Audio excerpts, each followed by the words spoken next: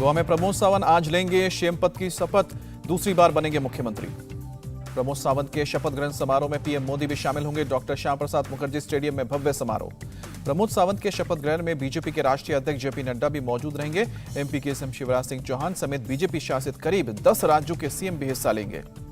गोवा में शपथ समारोह के लिए पणजी पहुंचे देवेंद्र फडणवीस बोले कि जनता ने भाजपा पर भरोसा दिखाया है, गोवा के लोगों का आशीर्वाद मिला है। देवेंद्र फडणवीस ने कहा कि पीएम मोदी ने देश भर में जो काम किया उसी का नतीजा है, सभी ने मोदी के काम को सराहा है। बड़े बड़े होर्डिंग्स से पटे गोवा के सभी प्रधानमंत्री मोदी और बीजेपी नेताओं के स्वागत के लिए लगाई गई हैं होर्डिंग। दाबोलिम एयरपोर्ट से पणजी शहर तक बीजेपी ने लगवाई होर्डिंग्स। मीरामार बीच से श्याम प्रसाद मुखर्जी स्टेडियम तक भी होर्डिंग्स लगे। यूपी में आज सीएम योगी समेत नव निर्वाचित विधायक आज विधानसभा में शपथ लेंगे। प्रोटेम स्पीकर रमापति शास्त्री दिलाएंगे शपथ। यूपी के सीएम योगी आदित्यनाथ आज सुबह 10:30 बजे करेंगे प्रेस कॉन्फ्रेंस, आगे की योजना बताएंगे।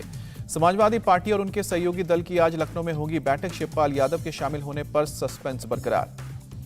योगी के दोबारा सीएम बनते ही यूपी पुलिस का एक्शन। एम्बुलेंस कांड में माफिया डॉन मुख्तार अंसारी और उसके 12 साथियों पर गैंगस्टर एक्ट के तहत कार्रवाई की गई। राष्ट्रपति बनाए जाने की खबरों को मायावती ने बताया प्रोपेगेंडा। कहा कि बीजेपी आरएसएस ने समर्थकों को गुमराह करने के लिए अफवाह फैलाई है। यूपी में बीएसपी लड़ेगी लोकसभा का उपचुनाव। आजमगढ़ से गुड्डू जमाली होंगे बीएसपी के प्रत्याशी। यूपी के मंत्री दानिश आजाद अंसारी का बयान है, मुस्लिम समाज में बढ़ रहा है पीएम मोदी और सीएम योगी के लिए प्यार। दानिश आजाद अंसारी ने मोदी योगी को मुसलमानों का सच्चा हितैषी बताया। कहा कि एक बुनकर को मंत्री बनाकर विपक्षियों को दिया करारा जवाब। दानिश आजाद अंसारी ने कहा कि जो भी विभाग मुझे सौंपा जाएगा ईमानदारी के साथ काम करूंगा। यूपी के मंत्री बेबी रानी मौर्य ने स्वामी प्रसाद मौर्य को बताया अवसरवादी। बोले कि बीजेपी ने एक दलित को बनाया मेयर, राज्यपाल और मंत्री। यूपी की गवर्नर आनंदीबेन पटेल का बयान है, योगी मोदी की जोड़ी तो कोई तोड़ ही नहीं सकता। एनसीपी नेता माजिद मेमन ने पीएम मोदी की तारीफ की। कहा कि उनमें जरूर कुछ गुण होंगे। गुजरात विधानसभा चुनाव से पहले कांग्रेस के संगठन में बदलाव। जेनी विरजीबाई थुम्मर बनी है प्रदेश महिला कांग्रेस की अध्यक्ष। पश्चिम बंगाल में रामपुर हाट हिंसा की जांच के लिए सीबीआई ने अनुरुल हुसैन समेत 10 और आरोपियों से पूछताछ की। सीएम ममता बनर्जी ने कहा कि कई राज्यों में हुई बीरभूम जैसी घटनाएं, हमारी पार्टी को वहां जाने से रोका गया। एक टीएमसी कार्यकर्ता की हत्या पर बोली सीएम ममता कि हर जगह हो रही है बस हमारी आलोचना। रामपुर हाट की घटना की जांच सीबीआई के टेकओवर करने पर बोली ममता बनर्जी, अगर सीबीआई बीजेपी के कहने पर चलेगी तो हम करेंगे विरोध। कांग्रेस नेता और अधीर रंजन चौधरी की मांग, बंगाल में लगाया जाए आर्टिकल 355, बिगड़ती कानून व्यवस्था का हवाला दिया। सुप्रीम कोर्ट में केंद्र सरकार का जवाब। कहा कि राज्य सरकारें भी धार्मिक या भाषाई समुदाय घोषित कर सकती हैं अल्पसंख्यक। केंद्र सरकार ने एडवोकेट अश्विनी उपाध्याय की ओर से दाखिल याचिका के जवाब में दलील दी। कहा कि राज्य सरकार तय करेगी कि अल्पसंख्यक कौन है। पेट्रोल डीजल की लगातार बढ़ती कीमत पर कांग्रेस का केंद्र सरकार पर अटैक। पिछले 8 साल में टैक्स से कमाए 26 लाख करोड़ का हिसाब लें। तेलों की बढ़ती कीमत के खिलाफ औरंगाबाद में शिवसेना का विरोध प्रदर्शन। कहा कि मोदी सरकार अपनी जिम्मेदारी से भाग रही है। तेल के लगातार बढ़ रहे दामों पर बोले सूचना प्रसारण मंत्री अनुराग ठाकुर, भारत के बाहर की स्थिति की वजह से दाम बढ़ रहे हैं। दुबई में बोले केंद्रीय मंत्री पीयूष गोयल, रूस यूक्रेन युद्ध की वजह से तेलों के दाम में तेजी से बढ़ोतरी हुई है। सरकार ने बढ़ती कीमतों को नियंत्रित करने के लिए पूरा प्रयास किया है। तेलों की बढ़ती कीमत पर विपक्षी दलों के बयान पर बोले पीयूष गोयल, वो लगातार चुनाव हार रहे हैं इसलिए राजनीति कर रहे हैं। केंद्रीय मंत्री अनुराग ठाकुर ने यूएई में नौकरी के लिए शुरू की तेजस परियोजना। शुरुआती चरण में 10,000 लोगों को किया जाएगा तैयार। दुबई एक्सपो में भारतीय पवेलियन में उमड़े लोग, योग, कला और संस्कृति की दिखी अमिट छाप। पीएम मोदी ने आचार्य महाशरण और अहिंसा यात्रा पूरा करने वाले को बधाई दी। कहा कि ये यात्रा नए भारत की नई यात्रा है। पीएम मोदी ने कहा कि काल के थपेड़ों ने कैसी भी मुसीबत क्यों ना खड़ी की हो, लेकिन ऋषि मुनियों की महान परंपरा चलती रही है। अमित शाह ने चंडीगढ़ पुलिस आवासीय परिसर के पहले फेज का उद्घाटन किया, तीसरे फेज का शिलान्यास भी किया। अमित शाह ने कहा कि भारत सरकार ने चंडीगढ़ प्रशासन के सभी कर्मचारियों की सेवा की शर्तों को केंद्रीय सिविल सेवाओं के साथ जोड़ने का फैसला किया है। महबूबा मुफ्ती की पाकिस्तान से बातचीत की सलाह पर बोले जितेंद्र सिंह, बीजेपी अपने लोगों से बात करेगी कि विदेश के लोगों से। केंद्रीय मंत्री जितेंद्र सिंह ने कहा कि पाकिस्तान से बातचीत तभी होगी जब गोलियों की आवाज रुकेगी। बीजेपी नेता शहनवाज हुसैन का बयान, पाकिस्तान खुद अस्थिर देश है, फिर महबूबा मुफ्ती उससे बात करने की वकालत क्यों कर रही है। कर्मचारियों के हड़ताल के ऐलान के मद्देनजर बिजली मंत्रालय ने सभी राज्यों के लिए जारी की एडवाइजरी। बिजली ग्रिड का रखरखाव करे सुनिश्चित। आज से 30 मार्च तक किया है हड़ताल का ऐलान। मिलिट्री कोड का भारतीय वायुसेना का निर्देश, यूपीएससी एग्जाम पास करने वाले जवानों को सिविल सेवा अधिकारी के रूप में शामिल होने की दे अनुमति। ओडिशा के बालासोर में medium range surface to air missile का सफल परीक्षण किया गया। 16 किलोमीटर है मारक क्षमता। कोविड नियमों के साथ इस बार 30 जून से शुरू होगी अमरनाथ यात्रा। 43 दिन चलेगी यात्रा। 11 अप्रैल से शुरू होगा ऑनलाइन रजिस्ट्रेशन। बिहार में सीएम नीतीश कुमार ने मुकेश साहनी को मंत्रिमंडल से निकालने की गवर्नर से सिफारिश की। बीजेपी कोटा से मंत्री साहनी से बीजेपी नाराज चल रही थी। बिहार के सीएम नीतीश कुमार को बख्तियारपुर में एक शख्स ने मारा मुक्का। एक कार्यक्रम में हिस्सा लेने गए थे नीतीश कुमार पर हमला करने वाले युवक को पुलिस ने हिरासत में लिया। पारिवारिक मुताबिक मानसिक रूप से परेशान है। सीएम नीतीश ने हमला करने वाले पर कोई कार्रवाई नहीं करने को कहा। मानसिक रूप से अस्वस्थ होने की वजह से इलाज करवाने के निर्देश दिए। बिहार के मंत्री अशोक चौधरी ने मुख्यमंत्री की सुरक्षा में चूक होने की जांच की मांग की ताकि लापरवाही करने वालों पर कार्रवाई हो।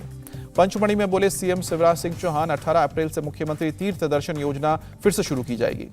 सीएम शिवराज सिंह चौहान का बयान। 21 अप्रैल से नए तरीके के सीएम कन्या विवाह योजना और 2 मई से लाडली लक्ष्मी योजना की शुरुआत की जाएगी। यूक्रेन के खिलाफ रूसी हमले का आज 33वां दिन। यूक्रेन के राष्ट्रपति जेलेंस्की ने कहा रूस के साथ शांति समझौते के लिए तटस्थ रुख अपनाने पर चर्चा के लिए तैयार है। रूस यूक्रेन में वॉर पलटवार। यूक्रेन का घात लगाकर किए गए हमले में रूसी काफिले को नुकसान पहुंचाया गया। रूस ने यूक्रेन के लवीव में तेल डिपो को बनाया निशाना। रॉकेट से तेल डिपो को तबाह किया। रूस और यूक्रेन की जंग में रूस ने यूक्रेन पर सबसे बड़ा मिसाइल अटैक किया। 26 मार्च को रिकॉर्ड 70 मिसाइल दागी गई। यूक्रेन का दावा 62 मिसाइलों को हवा में ही नष्ट किया गया। सिर्फ 8 मिसाइलें यूक्रेन तक पहुंची। कीव में यूक्रेनी सेना ने रूसी सेना को पहुंचाया नुकसान। कई रूसी सैनिकों को मार गिराया। सैन्य ठिकानों को भी तबाह किया। यूक्रेनी फोर्सेस का रशियन TZMT लैंडिंग व्हीकल कब्जा। TOS-1A thermobaric multi barrel rocket launcher system का है हिस्सा। रूस यूक्रेन युद्ध में यूक्रेनी आर्मी को बड़ी सफलता। कीव के पास रूसी डिपो को नष्ट किया। महीने भर से ज्यादा की लड़ाई में यूक्रेन के कई इलाकों में खाने पीने के सामान का संकट गहराया। लुहांस्क में लोगों का बुरा हाल।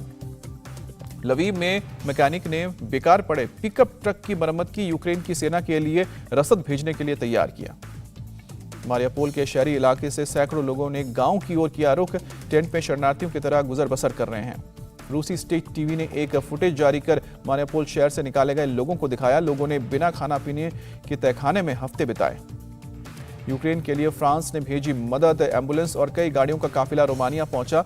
11 दमकल की गाड़ियां और 23 लौड़े भी शामिल। जर्मनी के राष्ट्रपति ने एक वीडियो जारी कर यूक्रेन के खिलाफ युद्ध को गलत बताया। रूस की निंदा की।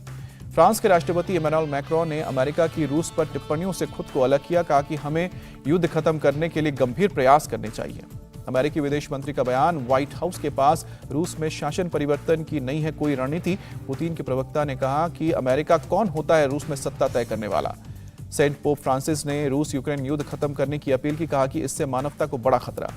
दर्जनों यूक्रेनियों ने पोलैंड बॉर्डर के पास चर्च में शरण ली। अभी तक यूक्रेन से 38 लाख से ज्यादा लोग जान बचाने के लिए भाग चुके हैं।